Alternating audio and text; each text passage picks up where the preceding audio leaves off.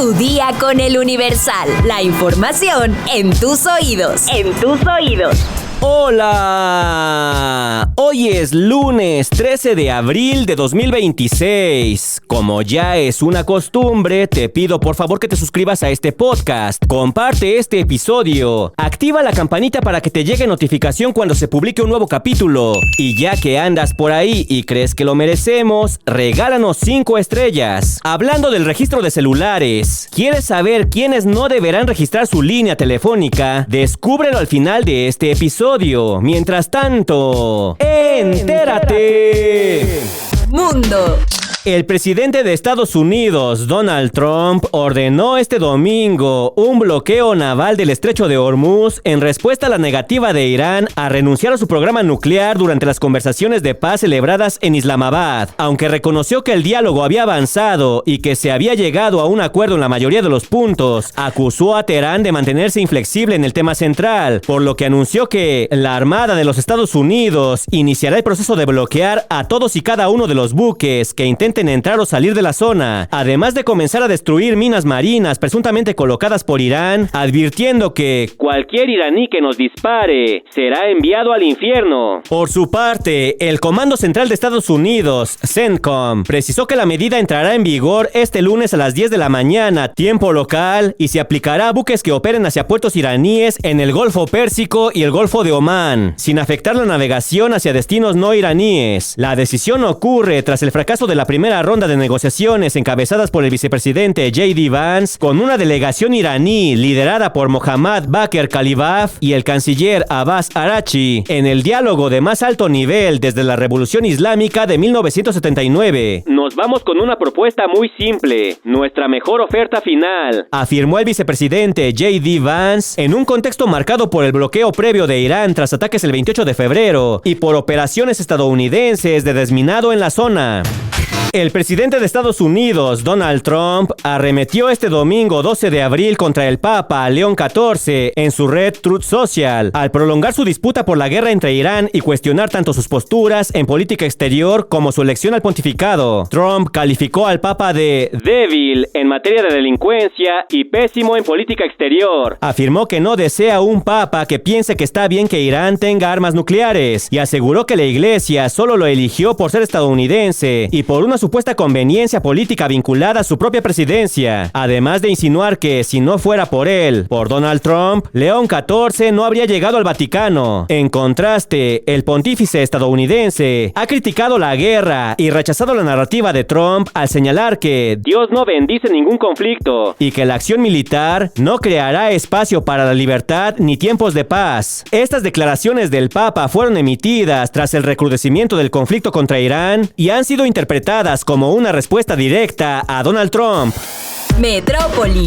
El primer paro escalonado de trabajadores del sistema de transporte colectivo Metro ha generado afectaciones significativas en la movilidad de millones de usuarios en la Ciudad de México, debido a la falta de acuerdos entre el sindicato y el gobierno capitalino. El movimiento inició con la negativa de empleados sindicalizados a realizar horas extras, lo que provocó ausentismo en áreas técnicas y operativas y afectó la circulación de trenes en diversas líneas, en medio de tensiones laborales acumuladas durante semanas por demandas relacionadas con condiciones de trabajo, mantenimiento de trenes e instalaciones, así como mayor presupuesto para garantizar la seguridad del sistema. El Sindicato Nacional de Trabajadores del Sistema de Transporte Colectivo había advertido previamente sobre el creciente malestar y realizó protestas, incluida una marcha al Zócalo el 4 de febrero y el anuncio de una jornada de brazos caídos el 3 de marzo, pese a que el director del metro, Adrián Rubalcaba, aseguró que el servicio se mantendría en operación y confió en el diálogo. Aún así, el paro se concretó con una reducción de 250 a 153 trenes en circulación, generando retrasos de hasta más de una hora, saturación en estaciones y complicaciones generalizadas. Por su parte, el sindicato advirtió que mantendría las protestas si no hay soluciones y confirmó su continuidad este lunes 13 de abril.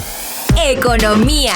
La administración de la presidenta Claudia Sheinbaum registró la mayor salida de capital golondrino en 6 años durante marzo, con una desinversión de 7,118 millones de dólares por parte de inversionistas extranjeros en deuda gubernamental, al pasar de 104,923 millones a 97,805 millones. Todo esto según datos del Banco de México consultados por el Universal. Este retiro, el más alto desde marzo de 2020, durante la pandemia de COVID-19, se concentró principalmente en bonos M, seguidos por CETES, en un contexto donde los inversionistas optaron por convertir pesos a dólares mediante el tipo de cambio FIX. Analistas atribuyeron la salida a la incertidumbre global por el conflicto en Medio Oriente y a los recortes de tasas de interés del Banco Central, que reducen el atractivo relativo de los bonos mexicanos. Gabriela Siller, de Banco Base, destacó que el peso se depreció 4.4% en marzo, su peor desempeño desde agosto de 2024. Además, el recorte de la tasa de referencia de 7% a 6.75% anunciado el 26 de marzo sorprendió al mercado en medio de un entorno inflacionario. Espectáculos. La cantante Britney Spears habría ingresado voluntariamente a un centro de rehabilitación en Estados Unidos en días recientes, según lo reportó TMZ, presuntamente presionada por su círculo cercano, incluidos sus hijos Sean y Preston, ante problemas de adicción a medicamentos controlados y alcohol, que, de acuerdo con fuentes, se intensificaron durante viajes recientes a México. Se dio cuenta que ha tocado fondo, declaró una fuente al medio, que también vinculó la decisión con su arresto el pasado 4 de marzo por conducir en presunto estado de ebriedad, señalando que sabe que esto le beneficiará ante el juez, en medio de un proceso legal pendiente en el condado de Ventura, California, con audiencia prevista para mayo. Aunque el programa duraría unos 30 días, no hay confirmación oficial y la artista sigue activa en redes, lo que pone en duda su internamiento. La nota curiosa del día. México vuelve a dejar al mundo con la boca abierta gracias a su talento culinario. El municipio de Tancítaro, en Michoacán, reconocido como la capital mundial del aguacate, consiguió el récord Guinness del guacamole más grande jamás preparado, con un total de 6,800 kilogramos. Este hecho ocurrió el pasado 10 de abril, durante la 13ª edición de la Feria del Aguacate. Más de 800 voluntarios se unieron durante 2 horas y media en un esfuerzo masivo y coordinado. Al final, no solo lo lograron, sino que lo superaron con creces. Aunque el peso total con el recipiente rebasó los 7,000 kilos, el Guinness World Records validó oficialmente los 6,800 kilogramos de guacamole puro. Con este nuevo récord, Tancítaro recuperó el primer lugar mundial en esta categoría y reafirmó su posición como referente indiscutible del aguacate. El anterior récord lo había establecido Peribán en 2022 con casi 5,000 kilogramos. Tancítaro, por su parte, ya había marcado historia en 2013 y 2018, consolidando una tradición que trasciende la mera competencia y se convierte en una verdadera fiesta comunitaria. Pues sí, pero no nos invitaron ni un taquito.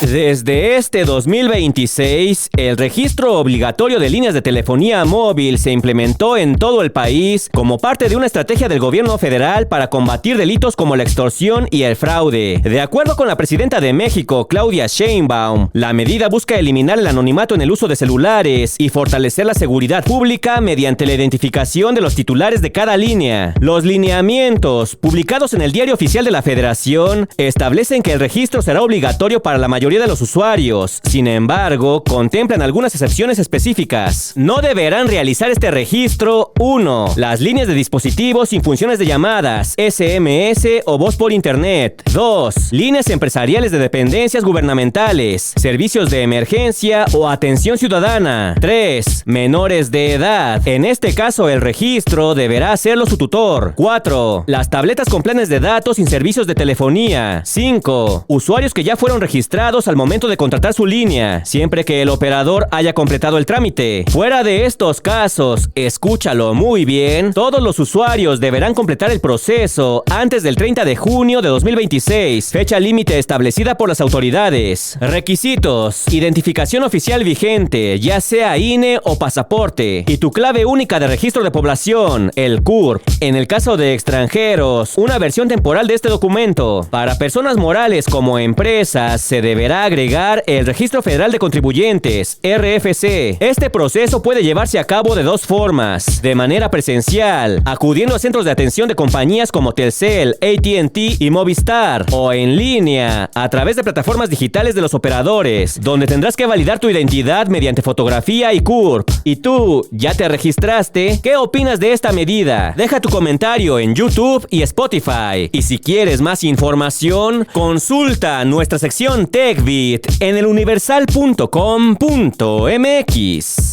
Vamos a leer unos cuantos comentarios. Mi sección favorita. Duki Lee nos comenta: los gringos son una amenaza existencial para el planeta entero. J. Pablo A. 7609 nos dice: Trump se nombra dueño de todos los mares y proclama que robará toda embarcación que transporte cualquier riqueza por alta mar. Son órdenes de su amo Israel. Josefina Hernández Colín nos dice: Estados Unidos quiere guerra. ¿Qué acuerdos ni qué nada? Rogelio Jaimes nos comenta: Estados Unidos jamás se rendirá. Siempre quieren salir beneficiados. Ahí están sus comentarios. Y por hoy ya estás informado. Pero sigue todas las redes sociales de El Universal para estar actualizado. Comparte este podcast y mañana no te olvides de empezar tu día. Tu día con El Universal.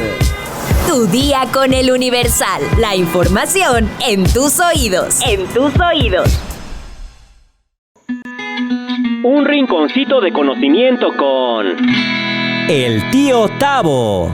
¿Sabías que las nutrias marinas duermen tomadas de la mano?